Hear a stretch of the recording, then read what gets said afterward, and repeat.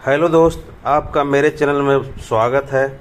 मैं आज आपको मोदी जी द्वारा यूरोपीय दौरे का जो कार्यक्रम है उसके बारे में बताने जा रहा हूँ। मोदी जी पहले तो पोलैंड जाएंगे, फिर यूक्रेन जाएंगे।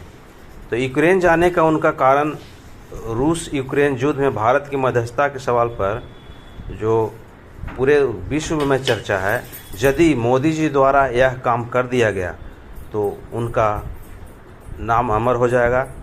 क्या है कि ये बहुत विभीषिका भरा युद्ध है, रूस यूक्रेन का 2-2.5 साल से चला रहा है और इससे पूरे विश्व का नुकसान है।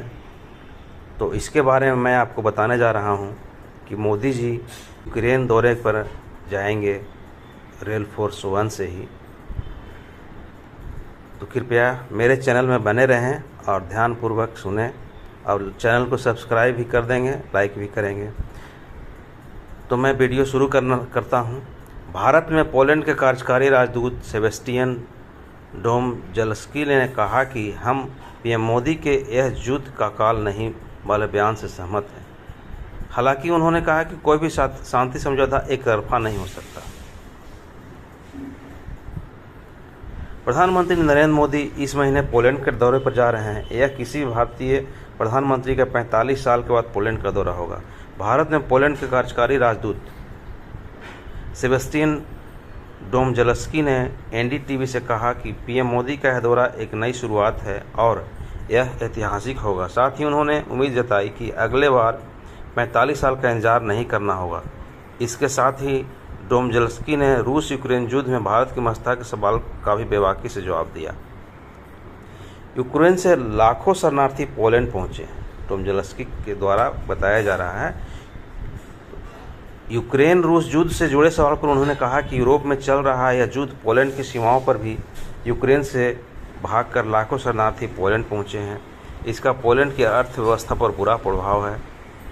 साथ ही उन्होंने कहा कि हम पीएम मोदी के यह युद्ध का काल नहीं वाले बयान से सहमत हैं। हालांकि उन्होंने कहा कि कोई भी शांति समझौता एक तरफा नहीं हो सकता। यूक्रेन की अखंडता और संप्रभुता का सम्मान जरूरी है। उन्होंने कहा कि पीएम मोदी का यूक्रेन दौरा बहुत मजबूत संदेश होगा। भारत शांति, यूएन चार्टर और क्षेत्रीय अखंडता के साथ है। उन्होंने कहा कि मॉस्को फैसला ले तो यह जंग जल्द खत्म हो सकती है। यूक्रेन रूस युद्ध में भारत की मध्यस्थता पर यह बोले।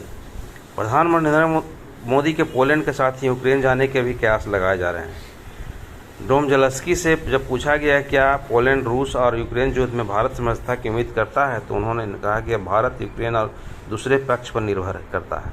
साथ ही उन्होंने कहा कि हम भारत की शांति में दिलचस्पी की सराहना करते हैं। डोमजलस्की ने कहा कि तकनीकी सहयोग हमारे रडार पर सबसे ऊपर है। वहीं पीएम मोदी के इस दौरे के दौरान mining, food processing, green technology जैसे सेक्टरों पर भी जोर रहेगा। साथ ही उन्होंने कहा कि आईटी सेक्टर में बीपीओ में सहयोग की काफ़ी गुंजाइश है।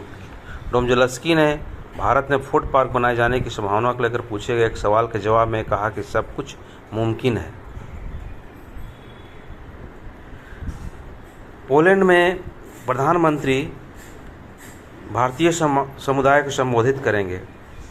उन्होंने कहा कि पोलैंड में भारतीय मूल के लोगों का अहम योगदान है। उन्होंने बताया कि पोलैंड में पीएम मोदी भारतीय समुदाय के लोगों को संबोधित करेंगे। इसे लेकर भारतीय समुदाय में भारी उत्साह है। उन्होंने कहा कि पोलैंड भी अतिथि देवो भव सिद्धांत पर चलता है। पोलैंड में भारतीय लोग और कंपनियां लगातार बढ़ रहे हैं। कई भारतीय रेस्टोरेंट से शुरुआत कर आगे बढ़े हैं। इंटरव्यू के दौरान डोमजलस्की ने हिंदी के कुछ शब्दों का इस्तेमाल किया। इस बारे में पूछे जाने पर उन्होंने कहा कि मैं अभी भी हिंदी सीख रहा हूँ, मुझे थोड़ी थोड़ी हिंदी आती है।